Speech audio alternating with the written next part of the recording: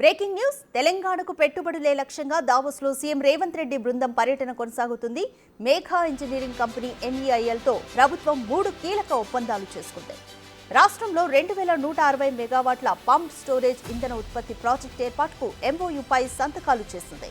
World economic forum సదస్సులో మంత్రి శ్రీధర్ బాబు సమక్షంలో Megha engineering infrastructure limited company Krishna Reddy ఈ ఒప్పందంపై సంతకాలు చేశారు. ఈ ప్రాజెక్టు ద్వారా సుమారు 15,000 కోట్ల పెట్టుబడులను MEIL పెట్టనుంది. నిర్మాణ దశలో 1000 మందికి ఉద్యోగాలు లభించనున్నాయి. కార్యకలాపాలు ప్రారంభించిన తర్వాత అదనంగా మరో 250 మందికి ఉద్యోగాలు లభిస్తాయి. అవసరమైన ఉద్యోగుల నియామకాలకు కంపెనీ క్యాంపస్ రిక్రూట్మెంట్ డ్రైవ్ను నిర్వహిస్తుంది. తెలంగాణ ప్రభుత్వం అమలు చేస్తున్న clean and green energy policy 2025 లక్ష్య సాధనలో పాలుపంచుకునేందుకు ఈ ప్రాజెక్టుని చేపట్టినట్టుగా మేఘా కంపెనీ అధినేత ప్రకటించారు.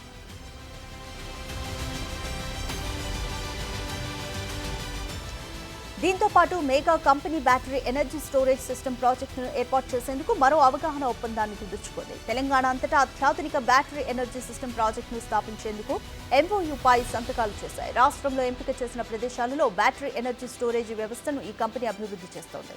దీనికి 3,000 కోట్ల పెట్టుబడులకు ముందుకొచ్చింది. 2 ఏళ్లలో 1000 మందికి ప్రత్యక్ష ఉద్యోగాలు, 3,000 మందికి పరోక్షంగా ఉపాధి లభిస్తోంది. ఇంధన నిల్వ, గ్రిడ్ స్థిరత్వం, పీక్ లోడ్ నిర్వహణలో ఈ ప్రాజెక్ట్ కీలక పాత్ర పోషిస్తుంది.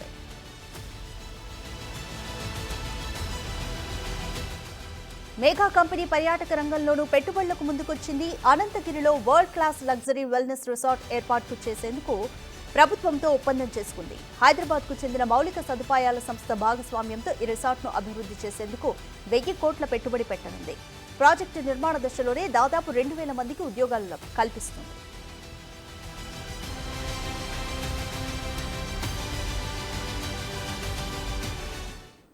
రైట్, ఇదే విషయానికి సంబంధించి మోర్ డీటెయిల్స్ మా ప్రతినిధి నగేష్ అందిస్తారు. నగేష్, దావోస్ పర్యటనలో భాగంగా ప్రభుత్వం మేఘా కంపెనీతో 3 కీలకమైన ఒప్పందాలు చేసుకుంది. పంప్ స్టోరేజ్ ఇంధన ఉత్పత్తి ప్రాజెక్ట్ని, అలాగే బ్యాటరీ ఎనర్జీ, అలాగే అనంతగిరిలో వెల్నెస్ రిసార్ట్ను కూడా ఏర్పాటు చేయనుంది. ఈ ప్రాజెక్ట్స్ తెలంగాణకు ఏ విధంగా ప్లస్ అవ్వబోతాయి? ఎంతమందికి ఉద్యోగ కల్పన ఉంటుంది? వరుసగా దావోస్ లో 2వ రోజు సీఎం రేవంత్ రెడ్డి పర్యటిస్తున్నారు. పారిశ్రామికవేత్తలతో వరుస సమావేశాలు కూడా నిర్వహిస్తున్నారు. ప్రపంచ ఆర్థిక వేదిక వార్షిక సదస్సు 2వ రోజు కూడా అంటే మంగళవారం రేవంత్ రెడ్డి బృందం వివిధ సంస్థలు సభ్యులతో కూడా సమావేశాలు నిర్వహించింది. ముఖ్యంగా పారిశ్రామికవేత్తలతో భేటీ కావడం, రాష్ట్రంలో పెట్టుబడులపైన కూడా చర్చించింది. తెలంగాణలో అమలుకు వచ్చిన clean and green energy policy కావచ్చు, అలాగే పునరుత్పాదక ఇంధనం, పంపుడు స్టోరేజ్ విద్యుత్ పైన కూడా చర్చలు జరిగాయి. ఉత్పత్తికి ప్రభుత్వం అందిస్తున్న ప్రోత్సాహాలపైన కూడా దేశ విదేశాల్లో ఉన్న వాళ్ళందరూ కంపెనీల పైన కూడా ఆసక్తి చూపడం, అలాగే శ్రీధర్ బాబు, రేవంత్ రెడ్డి వీళ్ళ బృందం అంతా కూడా వాళ్ళకి హైదరాబాద్ లో 4th సిటీ అభివృద్ధి కావచ్చు, మిగతా ఆధారిత IT సేవల విస్తరణ, అత్యాధునిక డేటా సెంటర్ల ఏర్పాటుకు సంబంధించి పెట్టుబడులు పెట్టేందుకు కూడా సంప్రదింపులు జరిపారు. ఇందులో అమెజాన్ కంపెనీ, సిపి టెక్నాలజీస్ కంపెనీలు కూడా ఇందులో పాల్గొన్నాయి. ముఖ్యంగా మెగా భారీ పెట్టుబడులు తెలంగాణలో పెట్టడానికి ముందుకొచ్చింది. 15,000 కోట్ల పెట్టుబడితో వివిధ ప్రాజెక్టులు నెలకొల్పేందుకు మొత్తం అయితే అంగీకారం కుదిరిందని చెప్పొచ్చు. అంటే 500 కోట్లతో రాకెట్ తయారీ పరిశ్రమ ఏర్పాటు ఒకటి కావచ్చు, స్కై రూట్ తో ఒప్పందం జరిగింది. Palm oil factory, battle cap unit ఏర్పాటు కూడా యూనిలివర్ కంపెనీ ముందుకొచ్చింది.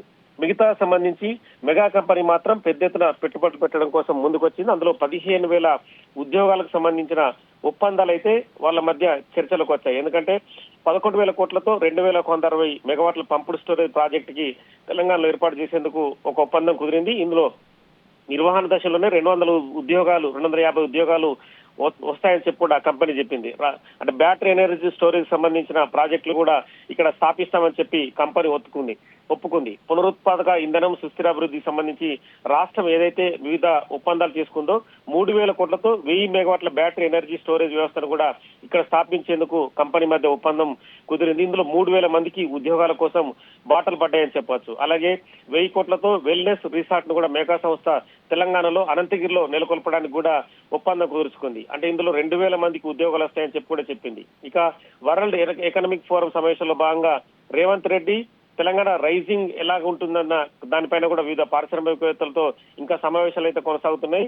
స్కై రూట్ పెట్టుబడులు కూడా దాదాపు 500 కోట్ల పైన పెట్టుబడులు పెడతామని చెప్పి కూడా ముఖ్యమంత్రి రేవంత్ రెడ్డితో ఒప్పందం కుదిరింది. ఇందులో రాకెట్ తయారీ కేంద్రం అనేది చాలా ఇంపార్టెంట్.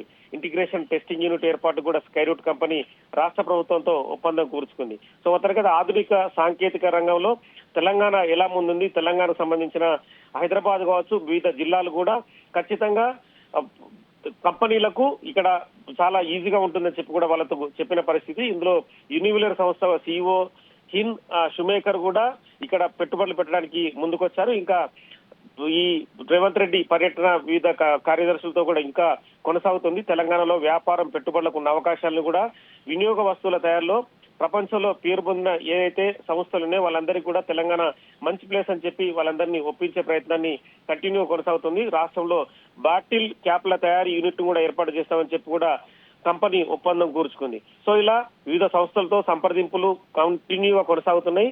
కాలిఫోర్నియాలో ఆర్టిఫిషియల్ ఇంటెలిజెన్స్ సంబంధించి ఏ హార్డ్వేర్ ఏ సాఫ్ట్వేర్ సొల్యూషన్ పేరొందిన సాంబోనోవ్ అనే కంపెనీ కూడా తెలంగాణలో కంపెనీ నెలకొల్తామని చెప్పి కూడా intelligence company chief growth officer సులేతో కూడా ఐటీ పరిశ్రమల శాఖ మంత్రి శ్రీధర్ బాబు ముందు చర్చించాలని చెప్పొచ్చు. మొత్తానికైతే ఈ సమావేశాలకు సంబంధించి చాలా కంపెనీలు అంటే లాజిస్టిక్స్ కంపెనీకి సంబంధించి వ్యవసాయ రంగం అభివృద్ధి పైన కూడా ప్రత్యేకంగా దృష్టి సారిస్తున్నారు. Industries in intelligent S Davos అంటే ఈ కంపెనీ వీళ్ళకి సంబంధించి కూడా ఇక్కడ ఇండస్ట్రీస్ నెలకొల్పడానికి కూడా చాలా ఒప్పందాలు కూడా కొనసాగుతున్నాయి. వివిధ దేశాలు రాష్ట్రాల ప్రతినిధులతో ఆయా రంగాలకు చెందిన నిపుణులు ఇందులో పారిశ్రామికవేత్తలు కూడా దాదాపు 3,000 మంది ఈ సదస్సులో పాల్గొంటున్నారు.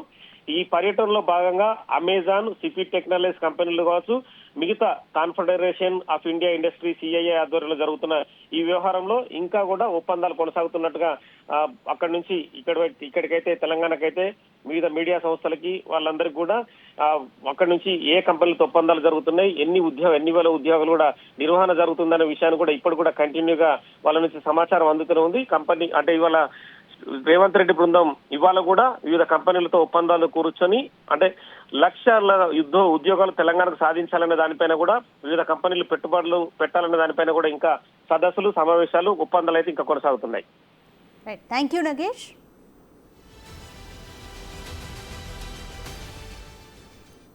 CII సదస్సులో పాల్గొన్న CM Revanth Reddy future city గురించి మాట్లాడారు. మొబిలిటీకి సంబంధించి మహిళలకు అందిస్తున్న ఉచిత బస్సు ప్రయాణాన్ని కూడా సీఎం అక్కడ ప్రస్తావించారు. Besides infrastructure and sustainability, I also have to think of access. Lots of people may not have money for rail or bus. My government has given free bus travel to around 20 million women.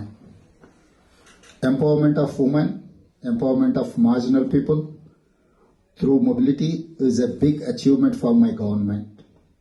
We are building a new future city, a net zero city. We want to build the world's best mobility options in this city. Finally, we want to move our people fast. We want to move people at very low cost. We want to move people in a sustainable way. I want investments to help build urban mobility infrastructure to move more than 40 million people across Telangana. My 3 words: fastest, greenest, lowest cost.